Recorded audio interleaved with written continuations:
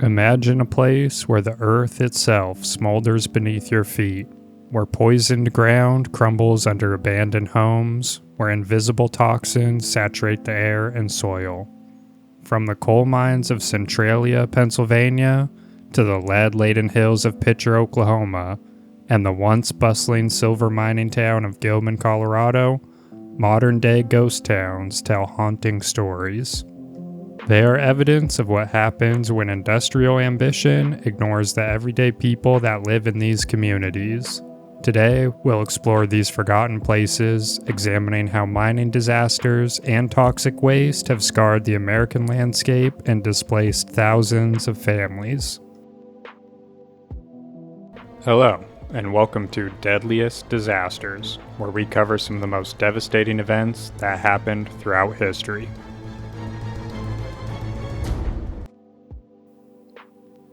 In 1962, Centralia was a small but thriving town in Pennsylvania, home to about 1,400 residents.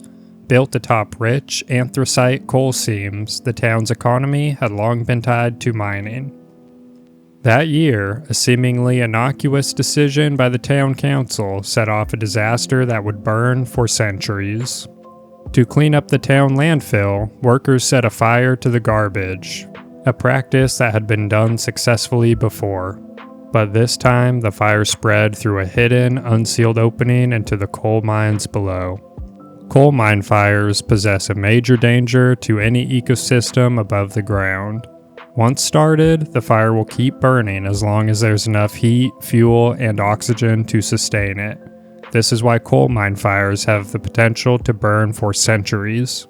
Coal naturally contains its own fuel and oxygen and burns very slowly. Once started, the coals can burn until the carbon source is exhausted. It can create toxic fumes and further destabilize the ground above the mine, posing significant risk to the people who live there.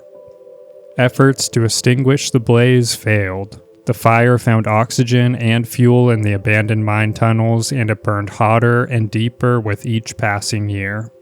Over time, the ground grew unstable, with sinkholes suddenly opening up under streets and homes. In 1981, a 12-year-old boy fell into a hole that appeared under his backyard, exposing lethal carbon monoxide levels. He survived, but the event galvanized national attention. By the 1980s, the government intervened. Residents were offered buyouts to abandon their homes. Most accepted, and the town was condemned. Houses were razed, leaving only empty streets and ghostly remnants of a once lively community. Today, only 5 stubborn holdouts remain, surrounded by crumbling asphalt, graffiti-covered highways, and drifting clouds of toxic steam. The Centralia fire now reaches as deep as 300 feet and covers over 6 square miles. It's advancing around 75 feet per year along 4 separate branches and could burn for another 250 years. All the residents of the town may be gone by then, but the coal that brought their ancestors to Pennsylvania in the first place will still be blazing. Centralia stands as a chilling reminder of industrial hubris, a town erased not by natural disaster, but by human carelessness and poor planning. If Centralia is a tragedy of fire, Picher, Oklahoma is a tragedy of poison. Once known as the lead and zinc capital of the world, Picher fueled America's military might during both world wars. The town prospered in the early 20th century, swelling with workers and families drawn to its booming mining industry. But beneath the surface, an environmental catastrophe was building. The mining operations created massive mounds of waste rock known as chat piles, some over 200 feet tall. These piles, filled with lead, cadmium, and other heavy metals, blanketed the town. Dust from the chat blew through the streets and playgrounds. Children played in it, residents gardened in it, and families breathed it in daily. By the 1970s, medical studies revealed horrifying levels of lead poisoning among Picher's children, leading to cognitive impairments, behavioral issues, and serious health problems. The ground beneath the town was undermined and hollowed out by decades of unregulated mining. Parts of the town began to literally collapse as sinkholes swallowed homes and roads. The Environmental Protection Agency declared Picher a Superfund site in the 1980s, but by then, the damage was irreversible. In 2006, the government began buying out residents, but many chose to stay in the town they grew up in and loved. Sadly, in the early evening hours of May 10, 2008, a large and violent tornado moved through eastern Oklahoma and western Missouri, striking the communities of Picher, Quapaw, Racine, and Granby. 21 people were killed by the tornado, and over 300 more were injured. The tornado produced damage that would later receive an EF4 rating. The tornado first touched down near Chetopa before rapidly intensifying and hitting Picher at EF4 intensity. The community was devastated, and the fate was sealed. Residents who chose to stay now fled, leading Picher to a modern-day ghost town. Today, the once bustling streets are overgrown with weeds. Buildings stand hollow and rotting. Picher is now one of the most contaminated places in the United States, a toxic ghost town abandoned by those who once called it home.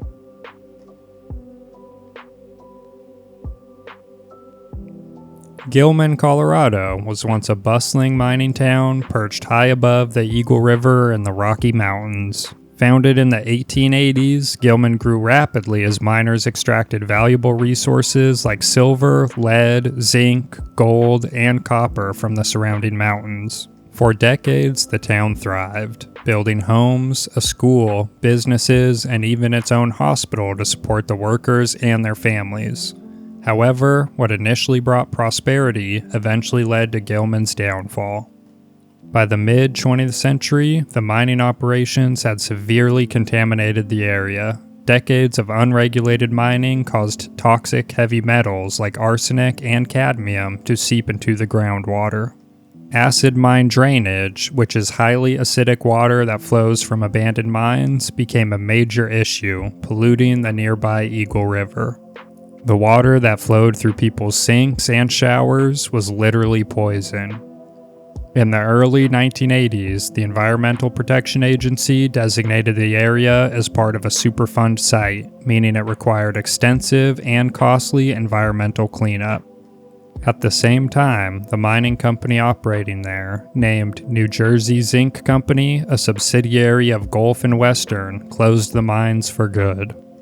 In 1984, the state of Colorado officially evacuated Gilman, citing not just the environmental disaster, but also serious safety concerns. The old mine tunnels had weakened the ground beneath the town, creating risks of sinkholes and collapse. Additionally, exposure to contaminated soil and water posed serious health threats to anyone who might continue living there. Because of these dangers, both above and below ground, Gilman was abandoned almost overnight. Today it remains a ghost town, closed to the public and still heavily monitored due to the lingering pollution and unstable conditions. This once idyllic small town in the mountains of Colorado will never be the same, and humans may never be able to live there again. While Centralia, Picher, and Gilman are among the most dramatic examples, they are not isolated incidents. Across America, the pattern repeats. Corporate negligence, poor regulation, and environmental exploitation followed by human suffering. Times Beach, Missouri was contaminated in the 1970s when oil sprayed on the town's dusty roads to control dust turned out to be laced with dioxin, a highly toxic chemical. Flooding then spread the contamination even further. The government ultimately evacuated the entire town, bulldozing it to the ground. Today, a small park stands where Times Beach once was, a monument to an invisible killer. More recently, the 2015 Animas River spill in Colorado, caused by a botched EPA operation at an abandoned mine, sent 3 million gallons of toxic wastewater into the river, turning it an unnatural orange and poisoning the water supply for communities downstream.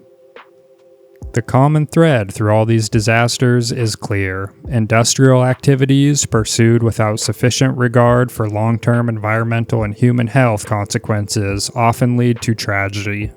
In many cases, these towns and communities trusted that regulations would protect them, but those protections were either absent, ignored, or too little, too late. Modern American ghost towns like Centralia, Picher, and Gilman are not the result of war, famine, or natural disaster. They are the legacy of industrial ambition unchecked by foresight or caution. These communities paid the ultimate price for the short-term profits of mining companies and negligent regulatory agencies. The haunting ruins left behind serve as warnings, but too often their lessons are ignored until the next catastrophe. Corporate responsibility, stringent environmental regulation, and public vigilance are crucial if we hope to prevent future ghost towns from rising from the poisoned soil of our own making.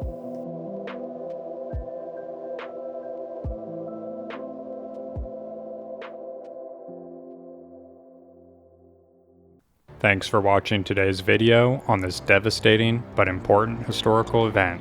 If you found this informative, please hit that like button and subscribe for more historical deep dives. And let me know in the comments what other overlooked historical events you'd like to learn about. Until next time, this has been Deadliest Disasters.